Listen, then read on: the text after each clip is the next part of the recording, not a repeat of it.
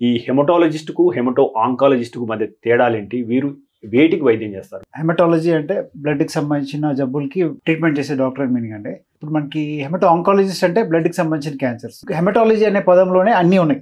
Okay. Oncology అని మనం సెపరేట్‌గా పిలవాల్సిన అవసరం లేదు. Clinical haematology super speciality. ఈ సబ్జెక్ట్‌లో బ్లడ్‌కి సంబంధించిన అన్ని రకాల జబ్బులు, క్యాన్సర్ గానీ, క్యాన్సర్ కాకపోని, సో ఈ అన్ని రకాల జబ్బులకి ట్రీట్మెంట్, కొన్నిసార్లు వీటిలో బోన్ మ్యారో ట్రాన్స్ప్లాంటేషన్ చికిత్స. సో వీటన్నిటికి సంబంధించిన ట్రీట్మెంట్ హెమటాలజీ అనే సబ్జెక్ట్లో ఉంటుంది. అది మేము ప్రాక్టీస్ చేస్తాం.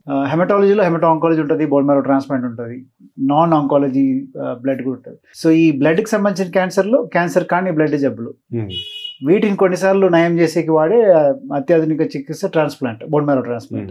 సో ఈ 3 కలుసుకొని సపరేట్ స్పెషాలిటీ అయిపోయినాయి. నాన్నే హెమటాలజీ అనిపిస్తుంది. మీరు తీసుకునే అదే మందులు, అదే నాణ్యమైన మందులు మెడ్ ప్లస్ బ్రాండ్స్ పై సగం ధరకే.